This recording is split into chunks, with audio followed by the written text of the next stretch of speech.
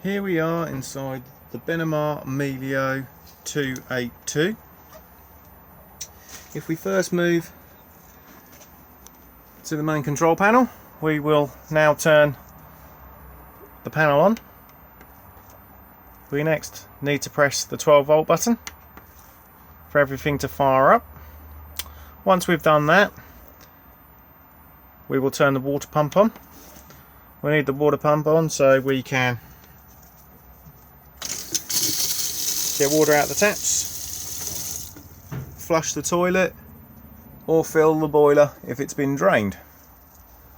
Next we have the awning light. If we now go to the lower ones, we have this first button here which will just let us know the condition of the leisure battery. Next we have condition of the vehicle battery. If I want to know how much water is in the fresh tank, we press this button here. When your grey water tank gets to the point that it needs emptying, a red light will begin to flash next to the grey water tank symbol just here. And when your fresh water drops from the last amber into the red, this amber light here will occasionally flash again to let you know you need to be topping up the water. If either of the batteries again get low, again you'll get a flashing light.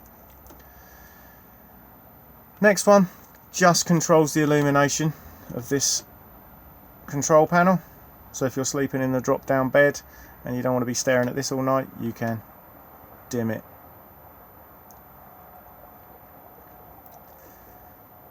This light here is just giving us an indication that we have main supply connected to the van, and this one here will illuminate when you start the engine to let you know the alternator is charging the batteries.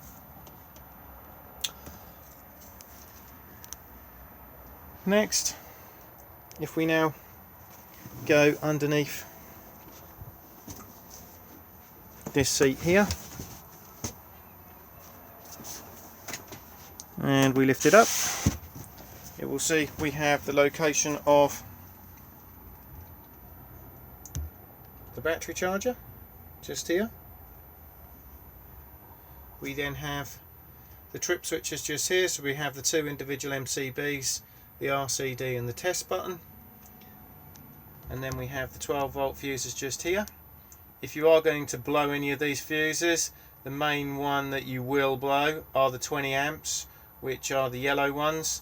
This will happen if you have too much stuff on either of the electric drop down beds and you put them up. If the motor goes under too much strain, it will pop a fuse to protect itself.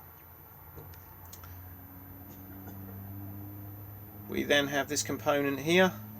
This will let you know the charge status, etc., of basically what the solar panel is doing.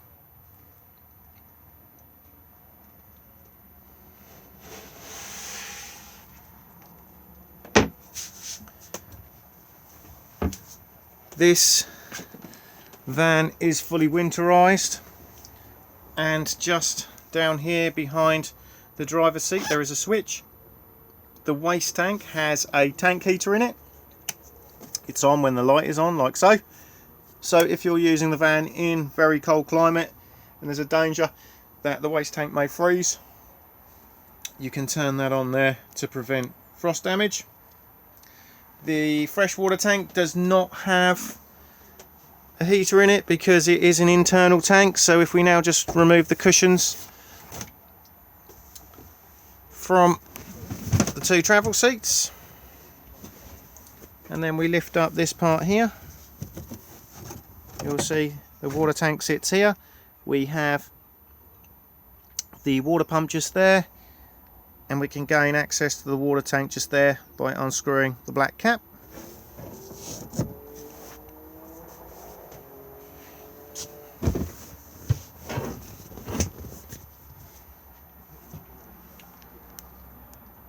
Next we have the hob. So we have one electric hot plate just here that works on main supply. Red light comes on to let you know it's in operation. And the two gas rings just here, and that's fairly normal stuff. Push in, twist and push the igniter.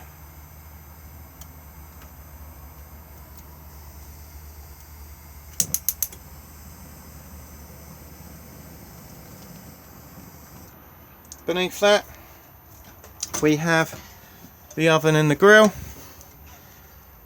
So push in to the left for the oven, just like so. And then if we then push in to the right, we will then fire up the grill.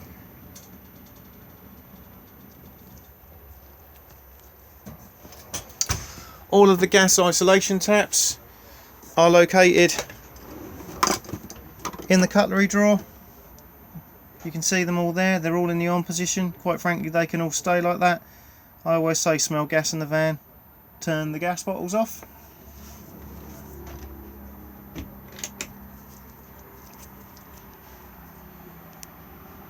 We then have the microwave just here.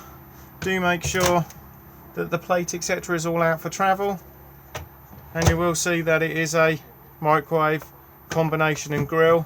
All we need to do is just pick like so.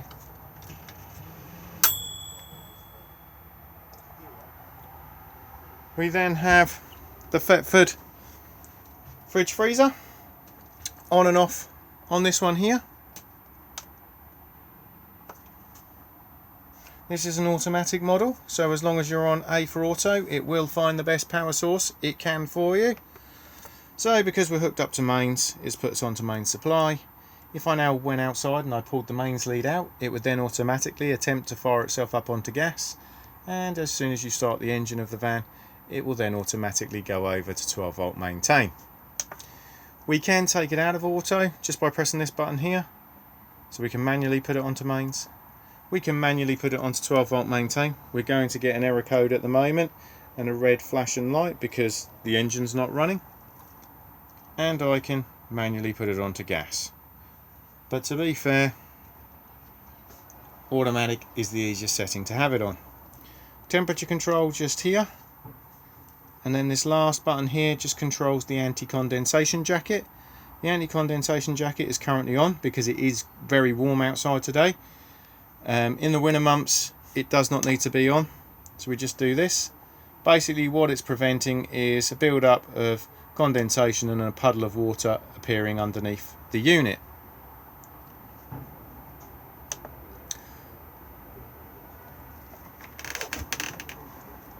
As you can see, we have a nice large fridge, and because it is a very large fridge, we have a secondary travel catch just at the bottom here.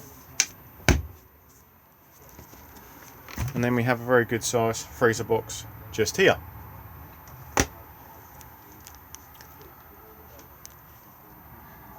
This van is fitted with an omni-vent fan.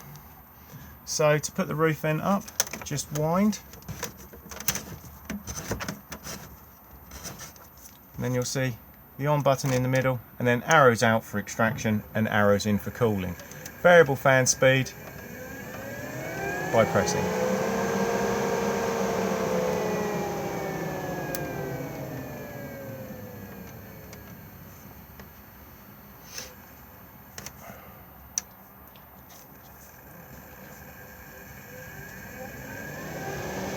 Do make sure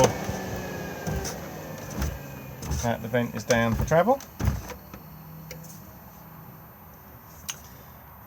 We also have an extractor fan just here, so light on and off on this side, fan on and off on this side, and it does extract directly outside.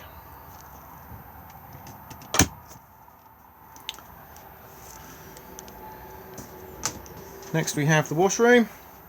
So we have the Thetford toilet just here. To open to the cassette, just slide on the grey lever, and then to flush we need to press this blue button. To close up again, slide back. If this is not in the closed position like it is now and you try to remove the cassette from the outside, it will not come out. The level indicator for the cassette is just here. So at the moment we have a green square. When it is full, it will be red. We then have the basin just here. And the shower cubicle. Do make sure that the shower screen is securely fastened for travel.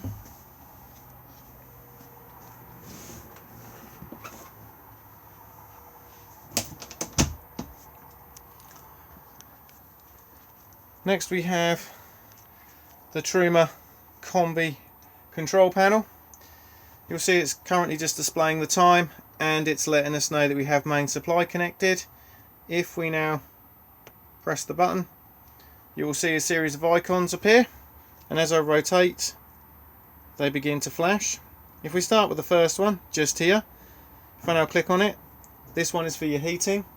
All we now do is just rotate the button and pick whatever temperature we would like it to be inside the motorhome. So say we want it to be 21 degrees in here, click to store it in. If you do not click, it will not remember and it will just go back to its previous setting. You will now see we have a little picture of a flame here. That flame just represents the heating system and it's just letting you know that you've set a parameter. Now when the heating actually comes on, this will then flash to let you know. The thermostat itself is just here.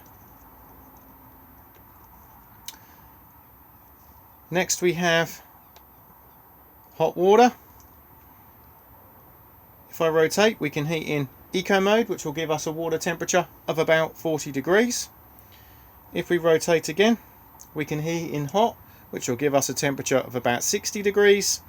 And if I rotate again, we can also perform a boost on the boiler. The boost is very handy if there is more than one of you having quick succession showers, or if you just want a longer one yourself. If you do perform the boost and the heating is actually running, the heating will turn off because it needs to rob the power to do it. But I will now put it on hot, and you will now see it's starting to flash, and it will go to a solid state once 60 degrees has been achieved. Next we have power source. So we are currently using, indicated by the two lightning strikes just here, mains electricity using 2 kilowatts. I can lower the power to 1 kilowatt if we're on a low amp site. We can use dual fuel, so we can use a mixture of gas and mains at 2 kilowatt. Very handy during the winter months if you want to get up to temperature nice and quickly. It will only use gas as it's required. After that, we then have dual fuel, gas and mains at 1 kilowatt, and if we have no main supply at all, we can solely just use gas. After power source selection, we then have the circulation fan for the heating system. So currently it's in eco mode. What we can do is turn it up to high. If I now turn off the hot water and the heating, and I now return to the circulation fan, we can also use the fan to vent the motorhome. We have a fan speed of 1 to 10. So if it's a warm day, you can just circulate the air through the unit. If we now go down to the lower icons, this first one here is for a basic timer. So we just literally pick a start time and then an end time. Once we've done that, we then just tell it what we want on within that time period.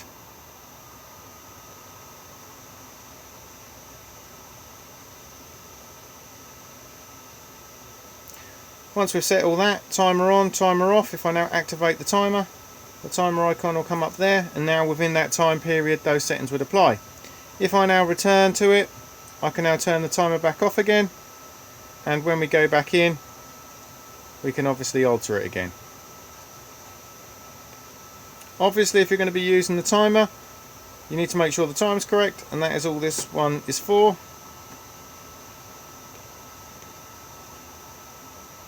And then the last one is settings. So within that we have offset, which is just for the thermostat just here. If you don't think it's quite correct, you can tweak it.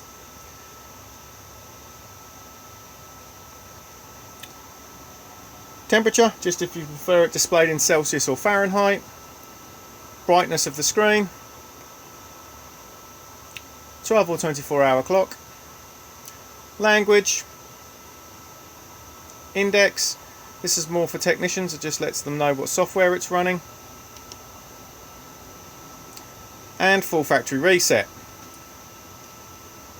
From time to time, these units will throw up error codes. They will usually be basic stuff, so it will usually either be letting you know that it doesn't have main supply or it doesn't have gas, etc. An error code will appear where my finger is, just here. It's a warning triangle. If you then click on it, it will display a series of letters and numbers. If you then look in the manual or go onto Truma's website or just Google it, it will tell you what the problem is. 9 times out of 10, if you rectify the problem, the error code will just automatically disappear. If it hasn't, it's always then a good idea to just go back to the warning triangle and double click on it, and it will sometimes say no error. If that doesn't work, I always say it's a good idea, if you've still got stuff running like I have at the moment, make sure it's all turned off. If that then doesn't solve the issue, I always say the good old-fashioned turn it off, turn it back on again. And the way we turn this off is just by holding the button in until it says off.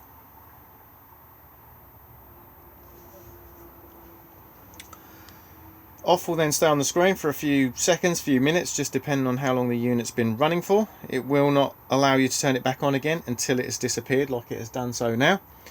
If when you turn it back on again, you still have an error code, I always then say last ditch effort, do a factory reset, because occasionally they can glitch and they just need to be reset. You will see that if you hold it down and you let go at this point here, it says app. You can put this in a semi-dormant state, so you can then just control it via the Truma app on your mobile phone or a tablet, etc. If you are going to use this unit via the app, what you need to do is obviously firstly download the Truma app, and then once you've done that, make sure your Bluetooth is turned on and then launch. When you launch, you will see a button that needs to be pressed that says remote control. Once you've done that, it will then give you on-screen instructions, and it will firstly ask you to come to this iNet box just here. At this point, just here, there's a Bluetooth button and it will ask you to press it. It will then send out the Bluetooth signal and then you will commence connecting up. Once you are connected, you can then control your heating and your hot water locally via Bluetooth. What you can also do if you want to is purchase a pay-as-you-go SIM card, and then that goes in up the top here. Once you've inserted it, you can then register it again through the app, and once you've done so, that red flashing GSM light will then go solid. Also up here you will find the digital amplifier for the television aerial. Make sure it's on like it is at the moment, and you can control the boost on the front.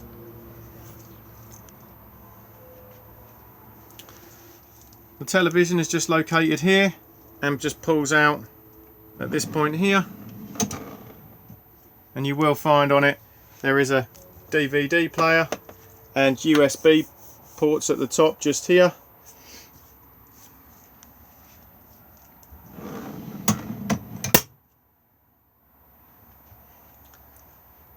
Next we have the location of the Truma boiler itself, and you will see down here the drain valve.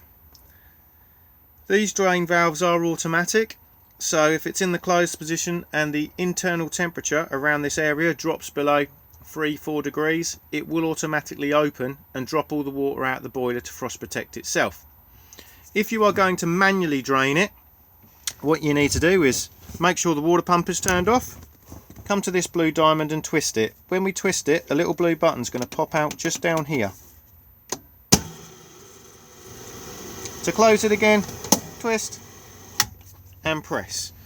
And then to refill it, make sure you've got water in your fresh water tank, turn your water pump on and it will commence filling.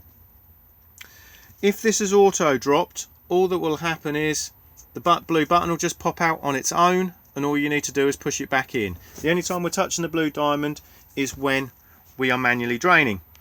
If it will not stay in, it's just too cold in here and you will need to turn your heating on, and then once the temperature has risen it will then reset. I always personally say that when you are completely draining down for winter, when you've drained down your fresh tank, your waste tank and this boiler, it is still a good idea to open up all the taps. A, it will release all the airlocks, and B, hopefully if there was an extremely harsh frost, the water left in the system will be forced out the end of the taps into an icicle instead of expanding in the pipework and splitting it. When you come to refill it, especially when you've done this, it will take a little bit longer to pull all the water through. The taps will cough and splutter for a bit. Once the water's running freely, then close them and then the system will fully prime. Underneath this one here, it's literally storage. This middle one will gain us access to the garage space and more storage underneath this one. We have two electric beds in this model. We have the front one just here. When lowering this one, do make sure that the sink glass has been closed, and then we can then lower and then pop the ladder on here and here. There is nets all underneath it that can then hook up onto all of these parts here, and then lights up here that go on and off on the ends. Both of these beds have manual overrides. If they do completely malfunction,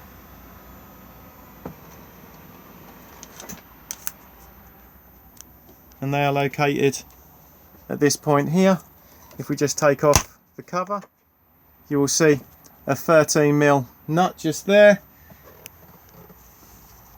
and you're supplied with the winding tool just here.